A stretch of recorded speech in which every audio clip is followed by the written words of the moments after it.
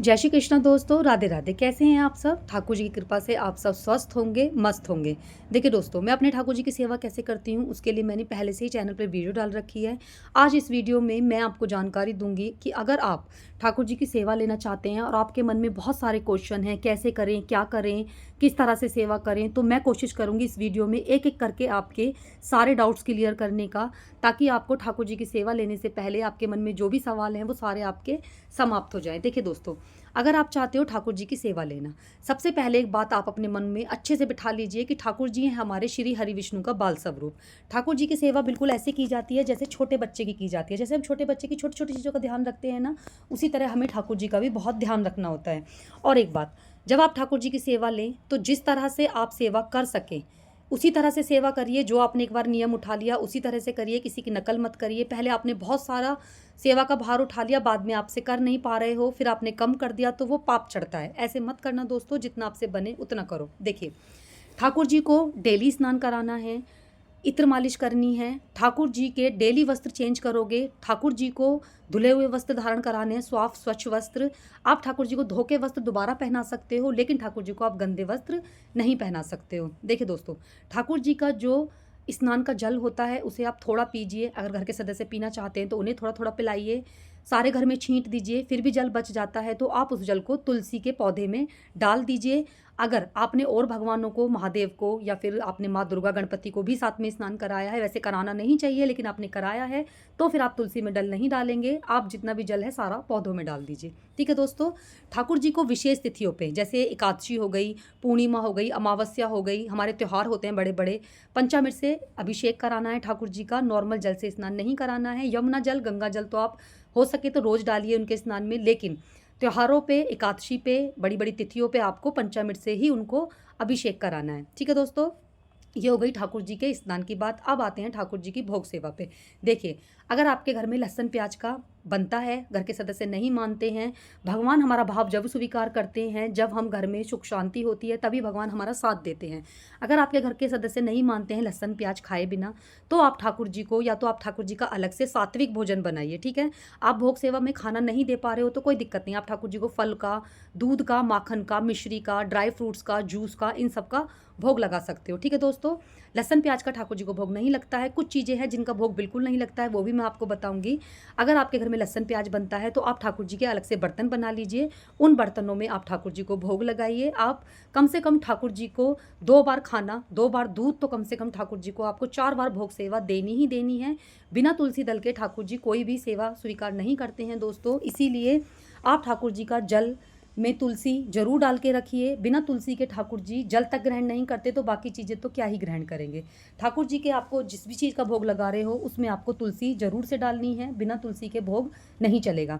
अब बात आती है नॉनवेज की। देखिए, मेरी नज़र में तो जो जिस किचन में नॉनवेज बनता है उस किचन में ठाकुर जी का अगर आप कुछ भी बना रहे हो तो समझो पाप के भागीदार हो।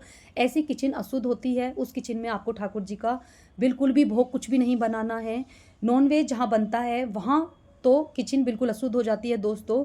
आप ठाकुर जी को बाहर से लाइए, आइटम शुद्ध लाइए, सात्विक लाइए, उनका भोग लगाइए, फलों का, मिठाइयों का, लेकिन उस किचन में आप उन बर्तनों को साफ कर कर भी आप उनमें ठाकुर जी का खाना नहीं बना सकते हो। ठीक है दोस्तों, अब बात आती है ठाकुर जी के भोग का क्या करें। देखिए, ठाकुर जी के सामने जितनी देर हम खाना खाते हैं उतनी देर भोग रखिए।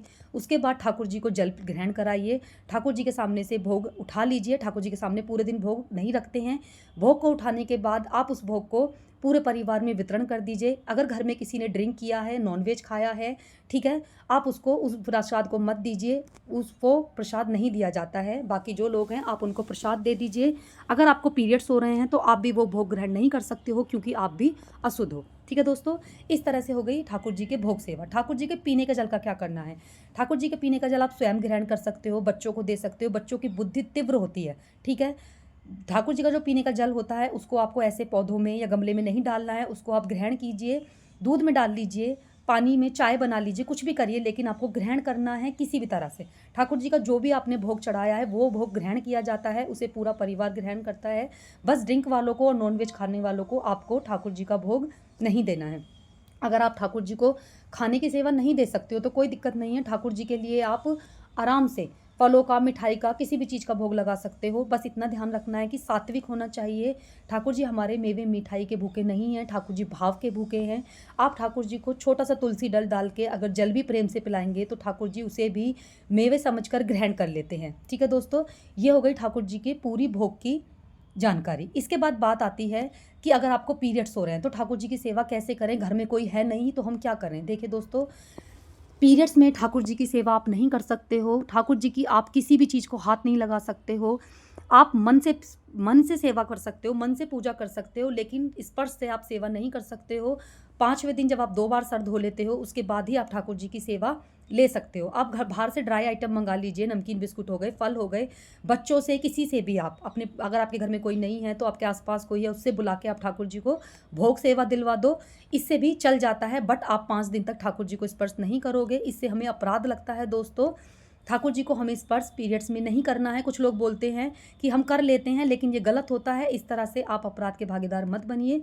थोड़ी सेवा कीजिए लेकिन भाव से और सात्विकता के साथ सेवा कीजिए ठाकुर जी की दोस्तों, ये बहुत ज़्यादा ज़रूरी होता है।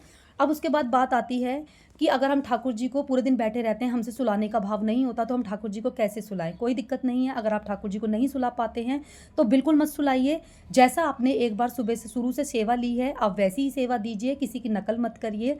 आप ठाकुर जी को लेकिन 4 बार कम से कम ठाकुर जी को भोग लगना ही लगना है, इस बात का बिल्कुल आपको ध्यान रखना है। अब दोस्तों बात आती है कि अगर हम कहीं बाहर जाते हैं तो क्या करें। देखिए, अगर आप बाहर जाते हो, 1-2 दिन के लिए जा रहे हो, आप नहीं ले जा सकते हो, आपकी मजबूरी है, तो आप ठाकुर जी के पास बड़ा जल का लोटा भर के रख जाइए, तुलसी दल रख दीजिए बहुत सारे। आप ठाकुर जी के लिए फल रख के जा सकते हैं, किसी कंटेन में आप मिश्री बंद करके रख दीजिए, मेवे रख दीजिए, ड्राई फ्रूट्स रख दीजिए। ठाकुर जी से बोल के जाइए कि ठाकुर जी जब तक हम वापस नहीं आ जाते हैं आप यही ग्रहण कीजिए। आप भाव से सोना, आप भाव से भोग पाना, भाव से आप शयन करना, इस तरह से आप ठाकुर जी को बोल के जा सकते हो। अगर आपकी मजबूरी है तो वीडियो अच्छी लगी हो तो लाइक करना, जानकारी कैसी लगी ज़रूर बताना। अब अंत में बात आती है कि ठाकुर जी को वो कौन सी चीज़ें हैं जिनका भोग वर्जित है लगाना, बिल्कुल नहीं लगाना चाहिए। देखिए, ठाकुर जी को मसूर की दाल, लहसुन प्याज, हींग, बैंगन, मूली, गाजर, ठीक है, कटहल, मशरूम, इन चीज़ों का भोग लगाना बिल्कुल वर्जित है। ठाकुर जी को इन चीज़ों का भोग लगाने से हमें पाप लगता है। इन चीज़ों का भोग हमें दोस्तों ठाकुर जी को बिल्कुल भी नहीं लगाना चाहिए। देखिए दोस्तों, मैंने कोशिश की है इस वीडियो में आपको छोटी से छोटी, बड़ी से बड़ी सारी जानकारी देने की। ठाकुर जी की सेवा में किन किन बातों का ध्यान रखना है। अगर आपको वीडियो अच्छी लगी हो तो प्लीज़ लाइक करिएगा, शेयर करिएगा। आपके कोई डाउट्स हैं कि अगर आपको कोई बात समझ में नहीं आई या आप कुछ और जानना चाहते हैं तो आप कमेंट बॉक्स में मुझे बता सकते हैं, मैं तुरंत रिप्लाई करती हूँ। आप मुझसे कमेंट बॉक्स में मैसेज करके पूछ सकते हैं दोस्तों। ये थी मेरे प्यारे से लल्ला की पूरी जानकारी। कर लीजिए दोस्तों ठाकुर जी की सेवा, बहुत अधिक पुण्य प्राप्त होता है। जय श्री कृष्णा, राधे राधे, हरि बोल।